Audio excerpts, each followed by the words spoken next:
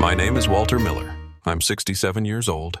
For more than a decade, I've lived alone on the outskirts of Cleveland, Ohio, in a weather-worn wooden house that creaks with every wind and rain. The woman I loved died young. The greatest pain of my life came when my only son was killed in a car crash. Since then, my days have been long stretches of quiet, early mornings making coffee with no one sitting across from me. That morning, the sky was the color of cold ash, steam rising from the beltway in a pale mist. I drove my old Ford past a curve known for being a dumping ground, and then my eyes locked on a sight that made my heart break open. A female Doberman lay belly down in the muck and trash. Her front legs were bound tight with a red cord, swollen and bruised purple. The proud lines of her breed had been reduced to skin stretched over bone, her breath coming in ragged gasps. On her chest, a tiny brown and black puppy trembled in the drizzle, nudging its wet nose against its mother's neck, trying to stir her, trying to call her back. I froze. A truck barreled past, splashing filthy water straight onto them. The puppy squealed and pressed itself against its mother. I could hear the long whistle of a freight train somewhere beyond the trees, the ground trembling under me. The rain started coming harder, as if the whole world meant to bury these two before my eyes. I saw my son then, the day he lay on the highway, and I arrived too late. I swore that morning I would not let that happen again. I could not watch another child, even one of a different species, be orphaned in front of me. I slammed the brakes and hit the hazard lights. Stepping out, my boots sank in the mud. My hand shook as I pulled the pocket knife from my coat. I knelt and cut the red cord. The mother gave a low, hoarse cry.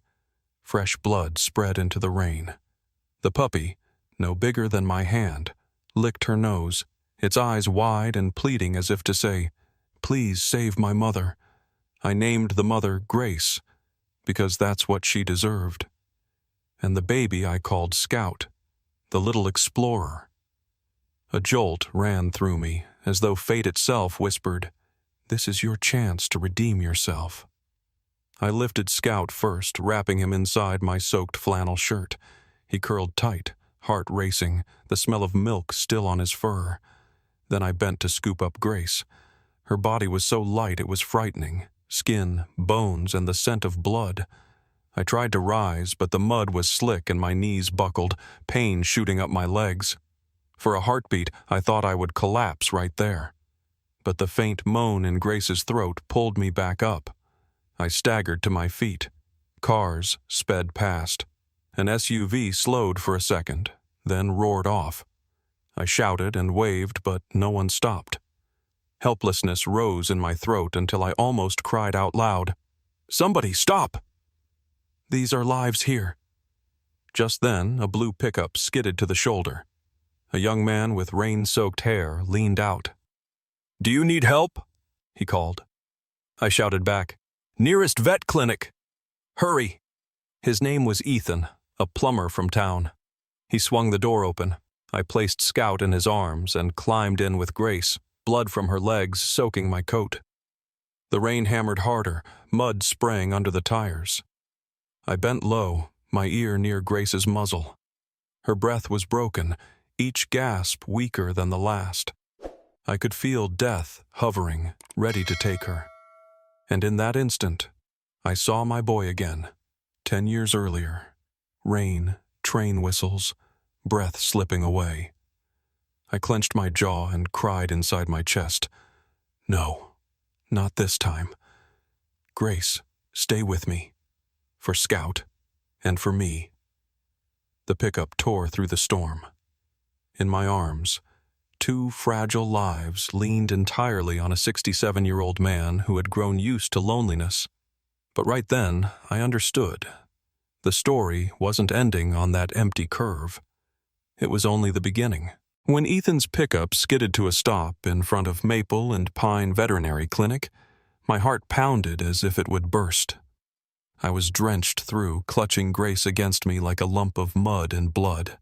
Scout was wrapped in my flannel, his tiny head burrowed against my chest, whimpering in hoarse little cries. The glass door swung open. Inside was harsh white light and the sharp sting of disinfectant. A young receptionist lifted her head and glanced us over. I caught the hesitation in her eyes the moment she saw Grace's broken, blood-soaked body. "Do you have an appointment?" she asked, slow and deliberate, every word like she was buying time for death to creep closer. Please, she's dying." "I beg you." My voice was raw, breath ragged from too much strain. She frowned, fingers tapping across the keyboard. "Emergency cases come at a high cost. Do you have pet insurance?" I froze. Pet insurance? I lived on a thin pension, barely enough to patch a leaking roof and pay for blood pressure meds. I dug into my wallet, pulled out damp bills warped by the rain. "This is all I've got. I'll work. I'll do anything. But please, save her." The young woman turned her face away, eyes dodging mine.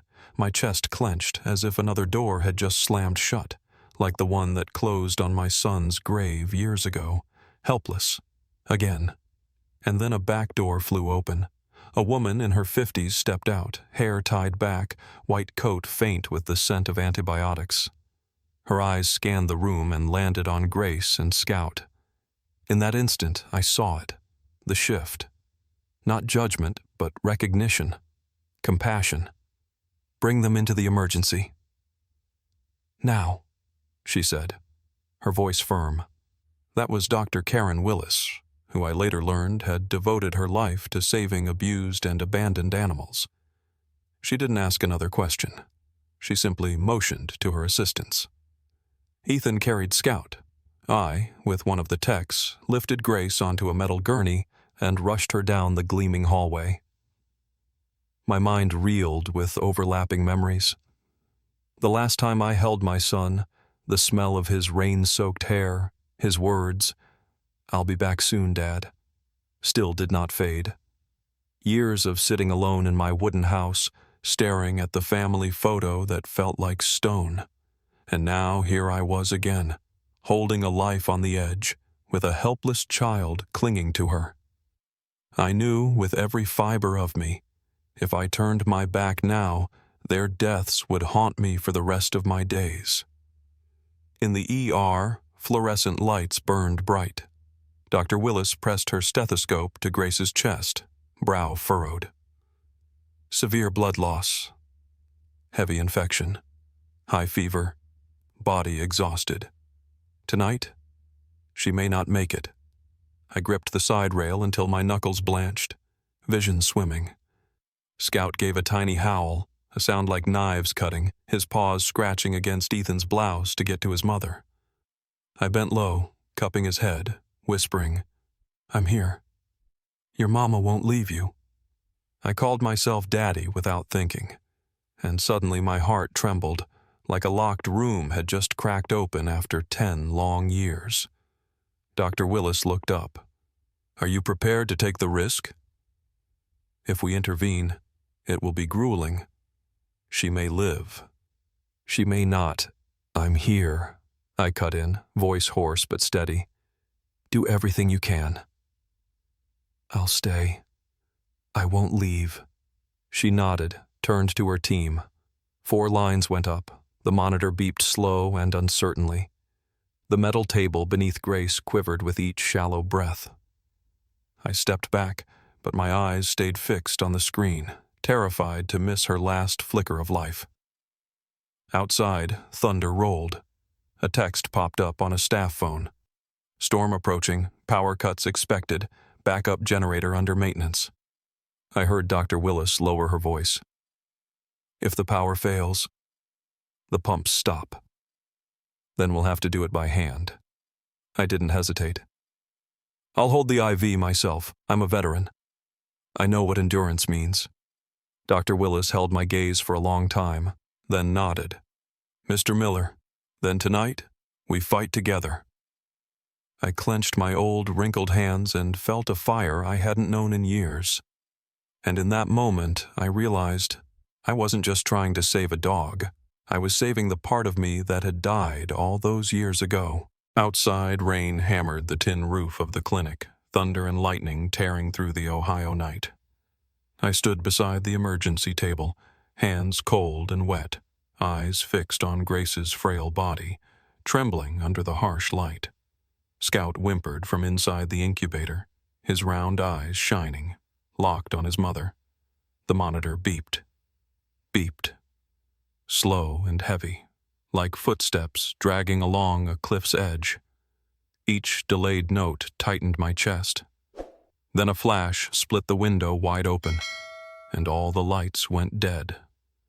The monitor fell silent, nothing but rain and the broken rhythm of Grace's breath. "Damn it! Power's out!" Ethan shouted. In the dark, Dr. Willis snapped on her headlamp, its yellow beam falling across the metal table. She checked the IV line, then turned to me. "Mr. Miller, you've got to keep the fluids higher than her heart." "Your arm has to replace the pump." I didn't hesitate. I raised the IV bag high, my arm trembling under the strain. I'd been a soldier once, spent nights in frozen trenches, but never had time move this slow. Grace let out a hoarse moan. Her eyes fluttered half shut. Scout cried from the cage, clawing at the bars, desperate. I looked at him and saw it in his gaze. "Don't let Mama go." I turned to Dr. Willis, my voice shaking but firm. "If I have to, I'll stand all night. I won't let her die in this darkness." Ethan wrestled with the breaker box, sweat dripping into the rain on his face. "Generator's dead. Have to wait for the tech crew," he panted. "At least an hour." An hour. I looked at Grace. An hour could be the line between life and death. Wind whistled through the cracks, rocking the beam of the headlamp. Dr. Willis bent low with her stethoscope. She frowned. "Heart's too weak. If we don't keep this flow steady, it will stop." I tightened my grip, pain burning through my shoulder, but I didn't lower the bag. In my head, I heard my son's voice, Daddy, from 10 years ago. I remembered arriving too late, and now I had been given another chance, only this time the one before me had 4 legs and pleading eyes. Time stretched like a century. Each minute, I whispered to myself, "One more beat, Grace." Just one more breath. Scout scratched until his paws bled, his cries piercing the storm. Then Dr. Willis looked at me. "Let him near her." That may be the only hope. I nodded. Ethan opened the cage, lifted Scout, and laid him across Grace's neck. Instantly the little one pressed close, nuzzling, trembling but steady, his whine like a candle flame battling a storm. And in that moment, Grace's paw twitched. The monitor, reconnected to a backup battery, let out a faint, fragile beep. My mouth fell open, tears spilling down my face. Dr. Willis gasped, her voice lifting. "She's responding." "She's still fighting." I shook, watching. Tiny Scout, drenched and desperate, poured his whole being into that cry, as if he could call his mother back from the abyss. And I, an old man of 67, arms quivering under the weight of an IV bag, felt myself clinging to that same miracle. Outside, the storm still raged. But in that small room, the world seemed to stop, leaving only 3 souls holding on to the thinnest thread between life and death. I whispered, "Grace, I know you hear me. Don't leave Scout. Don't leave me. Stay." A bolt of lightning lit the window, illuminating Grace's face. Her eyes opened, clouded but fixed on her pup. My heart burst inside my chest. I knew then this fight wasn't over. It had only just begun. The storm outside refused to let go. Wind screamed through the cracks as if trying to tear the clinic's roof away. I kept the IV bag raised above my head, my arm trembling and numb. My old muscles hadn't held like this in years, but I didn't dare lower them. I knew that even a second slip could snap the fragile thread keeping Grace alive. Scout pressed himself into his mother's neck, letting out soft whimpers, every so often lifting his head to howl in pain. That tiny body trembled in waves, but he didn't give up. I looked at him and saw myself years ago, a father clinging to a thread of hope, begging only that his child survive. Dr. Willis swept her flashlight over the wounds. She drew in a hard breath, her voice heavy. "Her leg's turning necrotic. If we don't cut away the dead tissue now, the infection will spread fast." I went cold. Cut? Here? In this condition? There's no other choice. Her eyes locked on mine. "You have to understand, Grace may not survive this.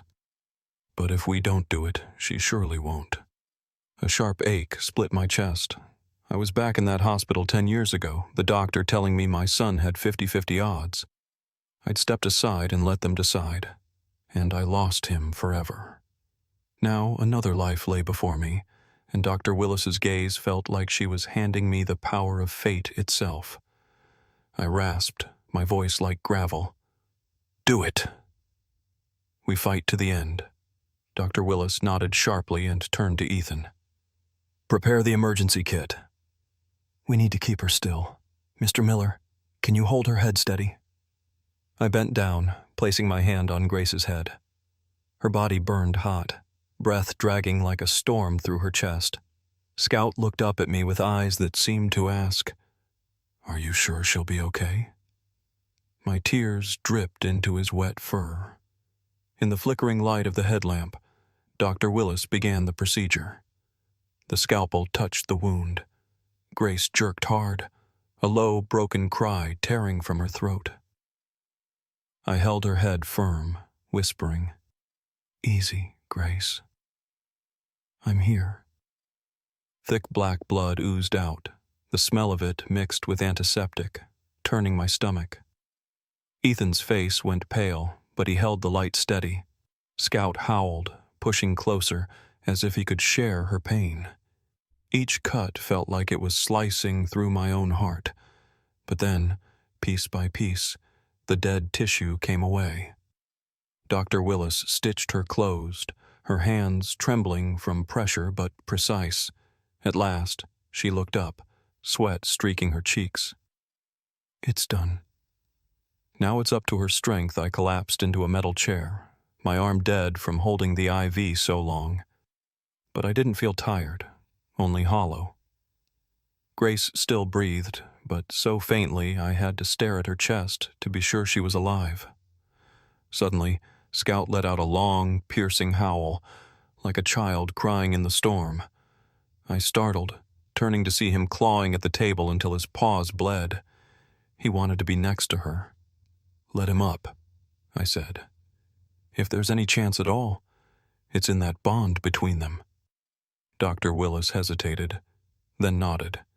Scout was placed back onto Grace's chest. He immediately burrowed in, ears folding down, eyes squeezed shut, as if pouring his entire life into his mother's fading breath. 1 minute, 2. Nothing changed. The monitor still beeped in weak, scattered tones. Panic crept up my spine. In my heart, a cry rose. "No, it can't end like this." I slammed my wrinkled hand against the table, blood rushing to my head. In that instant, I felt my son's presence beside me, his hand on my shoulder, whispering, "Dad, don't give up." I bent close to Grace, my voice rising, almost pleading. "Grace! Look, Scout's here. He needs you. I need you. Don't leave us." A crack of thunder split the sky. Lightning flared through the window, lighting Grace's face. Her eyes were shut, but her lashes trembled. My heart stopped for a beat. Dr. Willis stared. "Walter, do you see that?" Reflex. She's not letting go yet. I shook, pressing my palm to Grace's forehead, tears mixing with rain and blood. In that moment, I understood. We had gone too far to turn back. This fight was harder than I'd imagined, and Grace's life hung in the balance with every heartbeat, every breath. And I knew tonight I would have to fight with everything I had left. That night felt like an entire century. I sat frozen beside the cold metal table, one hand still cradling Grace's head, the other trembling as I stroked Scout, trying to quiet his cries. But nothing could stop the panic spreading through the room. The monitor went on with its weak beeps, each one stretching longer, dragging like footsteps along a cliff. I stared at the wavering green line on the screen, feeling as if it were the single thread still tying Grace to this world. Dr. Willis placed her hand on Grace's neck, her eyes dark. Her heartbeats very weak. If this goes on, I'm not sure she'll make it. I swallowed hard, my throat dry as dust. The small room suddenly felt too thin for air. Scout clawed at his mother, his shaky paws scratching as he tried to climb. His little whimper sounded like knocking on a door about to be locked forever. "Let him near her again," I said, my voice raw. Dr. Willis nodded. I lifted Scout and set him on Grace's chest. He immediately burrowed into her neck, like a child reaching for the last warmth left in life. His eyes were shut, but tears ran down his face, soaking into Grace's fur. This time, though, Grace didn't respond. No twitch, no flutter of her lashes, only broken breaths, weaker and weaker. A cold shiver ran up my spine. I was back on that day 10 years ago at Cleveland Memorial, when the doctor told me my son hadn't survived the crash. I remembered the moment I collapsed, unable to breathe. And now the same scene played out. Only on the table lay a Doberman and her tiny pup. Ethan's voice trembled. "Mr. Miller, maybe we need to prepare ourselves." "No," I snapped. "I won't accept that." "She's still breathing. Can't you see? She's still here." I bent my head to Grace's chest, whispering, "You can't leave me like this. I lost once. I can't lose again. Scout needs you. I need you." But Grace lay still. The monitor beeped slower, then faltered. I saw Dr. Willis shake her head, her eyes heavy with sorrow. "We've done everything," she said softly. "Now it's up to a miracle." A miracle. I gave a bitter laugh. I'd prayed for one for my son for 10 years, and it never came. And yet here I was, hoping for it again in this room smelling of antiseptic and blood. Suddenly, Scout let out a long, tearing howl. He cried as though calling his mother back from the edge. I held him close, my tears blurring everything. In that instant, I truly believed Grace was gone, that all we'd done was try to hold on to a soul already slipping away. My heart clenched, my whole body went numb. I could hear nothing but Scout's howl and the pounding of my own blood in my ears. I've failed again, I thought. One more time. I slumped into the chair, my hands trembling as I let the IV bag sink. Scout broke free, leapt onto the table, and buried himself against his mother, shaking. I moved to pull him back, but Dr. Willis raised a hand. "Let him stay. Maybe this is the only way he gets to say goodbye." I clenched my teeth, my heart splitting. I watched their two bodies pressed together, one mother almost gone, one child crying to hold her here. The sight hurt so much I wanted to scream, to tear apart the storm outside. And then, in that tiny sliver of time, I saw Grace's toes twitch. So small a movement, it could have been my imagination. I froze, afraid to blink. The monitor suddenly gave a long, stronger beep. Scout reacted instantly, yelping with joy, licking his mother's face like crazy. I choked out a whisper. "Oh God, she's still here." Dr. Willis jerked upright, stethoscope to Grace's chest. She looked up, her eyes blazing. "We've got a heartbeat again." Weak, but clearer. "Walter, she hasn't given up." Inside me, something strange rose, a flicker of light at the bottom of despair. Not victory yet, but a sign. A sign that Grace, somehow, had heard her child's call. I reached out, my hand shaking as I touched her forehead, whispering through my tears. "Hold on, Grace. Just one more time. Scout and I aren't letting go." Outside, the rain still poured down. But for the first time in years, I felt something different inside me. Not loss, not despair, but hope. But the monitor kept on with its weak beeps, but steadier than before. I hardly dared to breathe, afraid even the smallest movement might snap the fragile thread holding Grace here. Scout stayed pressed against her neck, his tiny body shivering, eyes wide, waiting. "There's hope," Dr. Willis whispered, though her voice carried worry. "If her heart stabilizes, she might pull through." I bent low, my trembling hands gripping the cold metal table. Tears soaked my face. I had never prayed so hard. All I could manage to say was, "Please let her stay. Please let me make this right." Then, in the pale yellow glow of the headlamp, I saw Grace's eyelids flicker harder. 1 second. 2.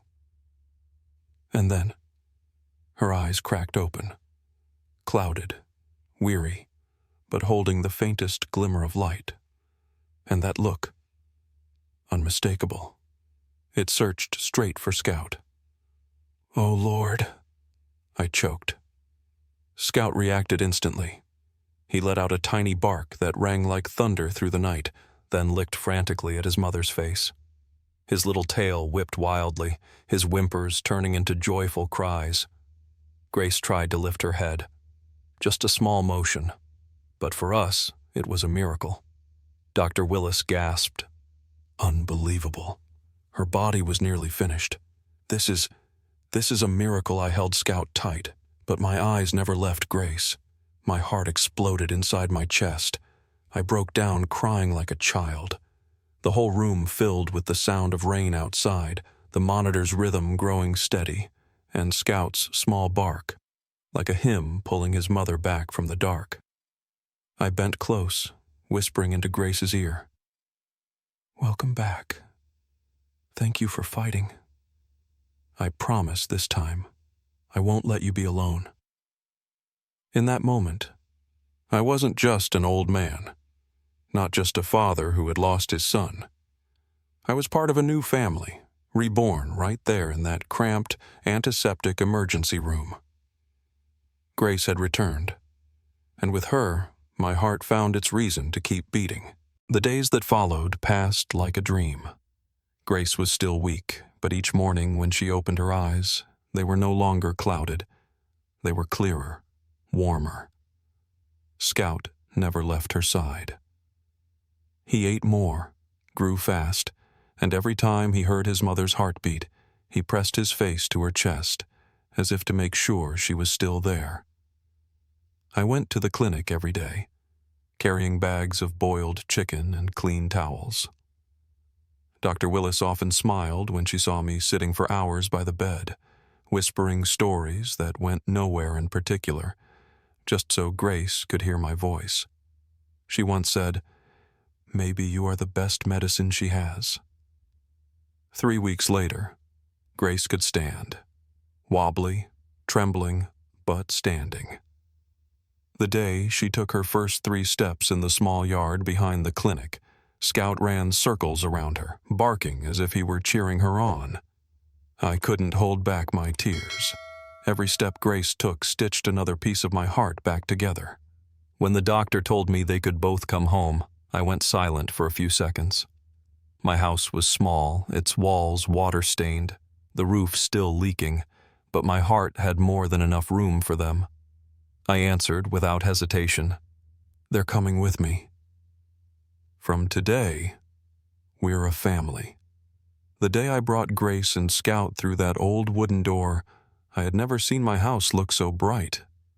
Evening sunlight poured in, shining across Grace's sleek black coat, as if she had been given a new garment. Scout tumbled across the wooden floor, tripping and scrambling back up, his brown eyes glowing with joy.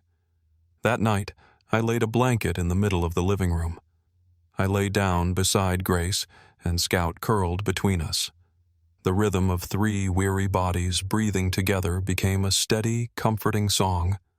For the first time in years, I slept deeply, without dreams, without waking in sorrow. In the months that followed, my house filled with sound. Barks, tiny paws skittering on the floor, tails thumping like a drumbeat of joy. I planted flowers along the fence and hung a new wind chime on the porch. Neighbors stopped by with bags of food, left warm words, and began calling me the old man who saved the Dobermans. I just smiled. I knew the truth. I hadn't only saved them. They had saved me from a life of loneliness.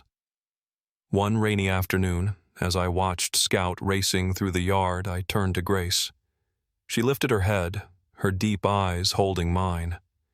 In them, I saw gratitude, peace, and something that felt like a promise. I laid my hand on her back and whispered, "Thank you for coming back. Thank you for giving me a family again." I looked up. Rain sparkled through the sunset, and I thought, some miracles don't fall from the heavens. They are made in the smallest decisions, not turning away, not walking past, but kneeling down, reaching out, and saying, "I'm here. If you've stayed with me until this very moment, I want to thank you from the bottom of my heart." I once lost a piece of my soul, but that morning I found it again, in the eyes of a mother dog and the faint cry of her pup. Grace and Scout lived, and with them, I came back to life too.